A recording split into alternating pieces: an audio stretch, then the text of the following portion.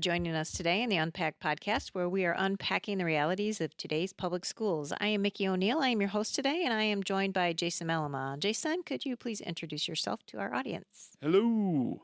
Sure, I am Jason Mellema, Superintendent here at Ingham ISD. Thank you so much. Yeah, well, today we're going to talk about artificial intelligence, the world of AI.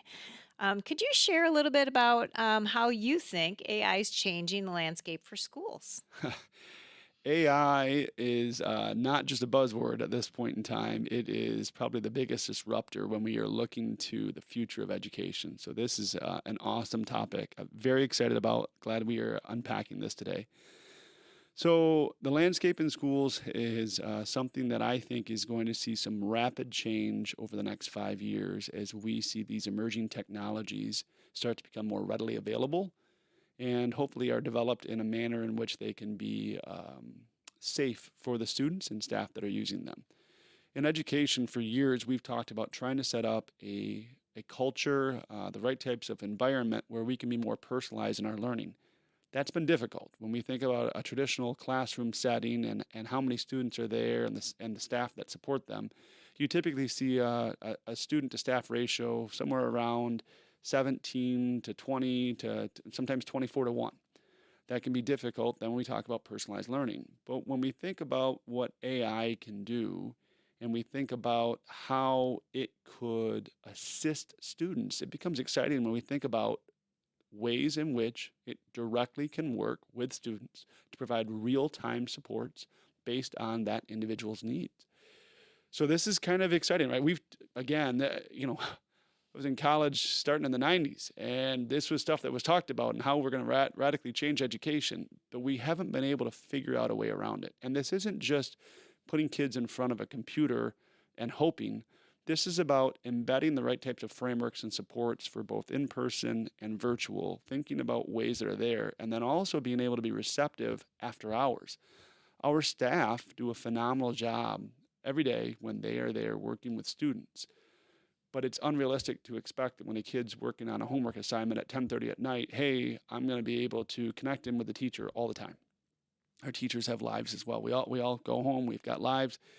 But what if there was a system, a way of supporting kids in which they could get some of those answers and continue with their learning? And I think that's what's cool as we look at this with AI and we think about the possibilities of how learning isn't just something that happens in a classroom, because that's the way it traditionally has been thought. You go to school, you learn during this period in time, you go home and you quit learning. That's not true, right? We know that's not true.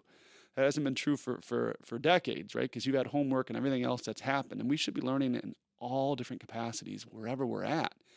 And that's where I get excited, because I think AI gives us a way to provide some personalized tutoring, personalized supports in manners we've not had before, or at least I should say masses of population haven't. There's a big divide between those who have and those who haven't.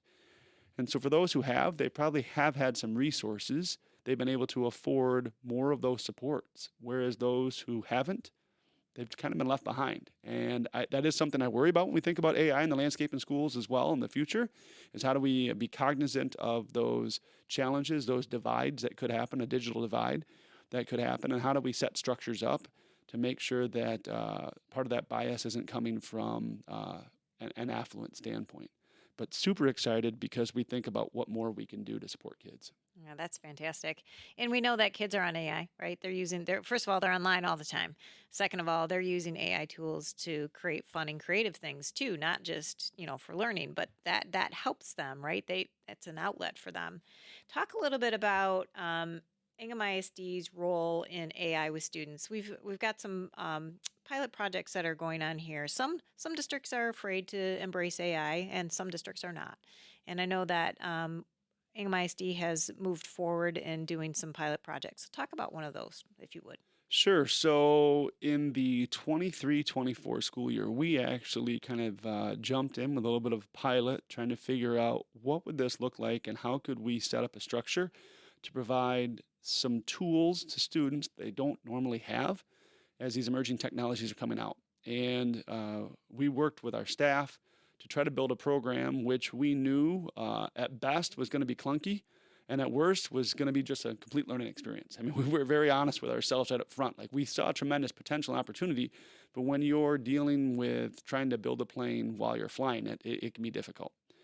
So the origins of that kind of went back to the spring of 23 there. We were kind of challenged with Ted Dintersmith from What Schools Could Be, the outside group, about how could we continue to think about ways we can challenge and embed some of those structures here within our school. Had a great conversation with him.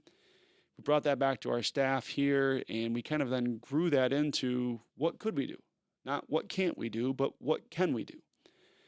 And how would that look? And what does that mean? And how would we support them? And how do we inform parents? And how do we inform staff? And so our staff, Jim Kelly kind of ran the point on that. Dr. Kelly did a fantastic job of trying to provide a system and structure where we included student voice. We got the students to be able to tell us as to what they thought AI would do to their respective field of study that they were involved with at our Career and Tech Center. So we've got about 20 different programs at our CTE Center with about 1,000 students that show up every day from 17 different high schools. And by getting kids from different CTE programs, you can ask the same question and get dramatically different answers, Oh, right? I'm sure you can. Yeah. What does this mean for cosmetology versus what does this mean for business? Wow, that's Very a huge different. difference. Yeah. And so it was exciting for us to look at that. Now, we told the kids right up front, this was going to be hard. We didn't have, and this was part of the challenge. There is no right answer. Right. It's an experiment, right? That was something that I think stopped a take lot a of kids in chance. their tracks. Like, what do you mean? Well, I want a rubric. I want to know how I can get an A. That's not the way this works. This is about you critically thinking about how is AI going to potentially disrupt the field that you're studying, that you're engaged with right now? And what does that mean? What could it do? How could it help you? We saw some amazing projects that came out of that. It was super exciting. We had a panel that came in with some of our partners. And it was just amazing to see the kids that were able to finish and get through the final project blew our mind away as far as what was there. And it was neat to be actually recognized at a statewide level for that. So something that was super exciting.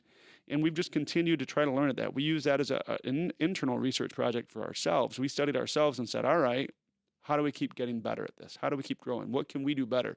How can we change the system to try to figure it out? And so we've continued to dabble in this field and think about ways in which we can embed the right types of AI infused tools to continue to supplement educational opportunities for kids. And I think that's really important when we look at AI, whether it's for kids or whether it's for our systems and structures as an organization. This is about supplementing, not supplanting.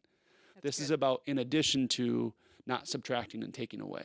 And I think that's one of the big areas philosophically that parents as well as community members need to know. When we do this well as schools, it should be in addition to, it should be adding, it should be making things better. This isn't something we're trying to take away. But the future for our students needs this because I think they're going to go into a very different work environment than we are currently seeing today. That makes total sense. Yeah. Yeah. Talk a little bit about how your operations teams or your non-instructional teams are using AI to help with their work. Yeah, thanks for asking, because I think this is also an area that can get lost at times when we think about education. Education has two sides of the house. We have instruction and we have operations. And when we're at our best, there's a marriage between the two of them and they work in harmony, right? It's a symbiotic relationship. We have to have the right amount of staff members on the operations side to make sure that the right things can happen inside the instructional side. Let me give you an example. If we don't have tech staff that are able to support and make sure that our infrastructure for the internet, that make sure that our computers, and make sure that our phones are working, that can be a major problem inside a classroom. A little disruption there. You want a bad day? Let me flip the internet off. Days get real bad inside a classroom real quick, right? So when we talk about operations side, that's what we're talking about. We're talking about those staff that provide the right types of supports from the instruction side. So we've got operations for communications, we've got operations for technology, we've got operations for HR, for business services. There's a whole bunch of stuff that happens on the operations side, PD, there's lots of different things. Thinking about our operations side is really important at this point in time as well. This isn't something that's just disrupting the classroom. This is disrupting operations. Because what are we able to, and we're challenging ourselves, what are we able to critically think about that we spend a fair amount of time that we could make better, systemize, but we've never really had the chance to do before. So let me give you an example. Let's assume in an organization of our size, we've got over 500 employees, that on an annual basis, we're going to have staff members that are going to need time off and are going to utilize FMLA. Well, that happens every year, by the way, all the time. When we think about the amount of time that goes into it, could we create an AI-infused support system that could help answer some of the basic questions that we get from staff for filling out those FMLA forms, as opposed to having physically one person who's going to do that every time we have a staff member goes across? So is there something that AI could do if we set up the right type of an agent that could answer 75 or 80% of the questions before they get to the right staff member, so we can sort and we can actually then assist them the right way? That's what we're trying to think about in the operations side. That's just a great example of things that I think business is doing at this point in time too, right? When you call in, quite often, it's not necessarily a person. You think it's a person. It's not really a person quite often that is answering that call, but they're trying to sort the calls to get them to the right spots. And that then supplements. It allows us to focus on the best ways of providing the support. So operations is really important when we think about this. It's both and. It's not an either or. It's really important for us to think about both and, both operations and instruction. That makes total sense, yeah. And you've used the word disruption a couple of times, and I just want to address that because sometimes people can think that it's a negative thing, and really disruption, what we're talking about, is positive, right? We want to disrupt things so that we can find efficiencies, we can do things differently, and we can be creative in the ways we move forward. So. Yeah, for me, the disruption isn't a negative. You're exactly right on. The disruption's a positive, but the disruption comes at changing adult behaviors. Our kids are growing up, they're digital natives. For many of the adults that are still working, we're not, right? I'm going to guess most of our adults that are 45, 50 plus that are still in the work field didn't grow up or weren't born at least with a computer inside their house, right? They may have gotten one by the time they got to the mid to late 90s or early 2000s, but for our kids, if you're 20 years old right now listening to this, you almost think that's incomprehensible.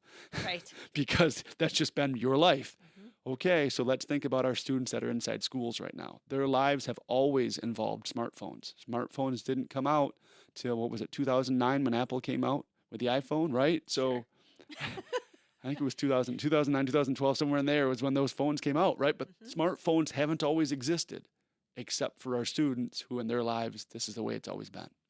So the disruption is about how do we think about our skill sets? How do we think about what we need to continue learning, again, to supplement and make sure that our students have the right skills for the environment they're going to be going in. This is the best technology we've ever had as adults. This is the worst technology these kids will ever have. And we laugh at that, but it's the truth. And so if we're focused on our student needs, if we're focused on our learners, we've got to consider how do we continue to disrupt things that we've done as adults, systems and ways in which we've learned to make sure that it's focused on what the students will need. Perfect. Perfect place to end our podcast. So thank you for joining us today. That's all we have time for, and helping us unpack the realities in today's public education. Thanks so much. We look forward to you listening to future episodes when we continue to unpack it.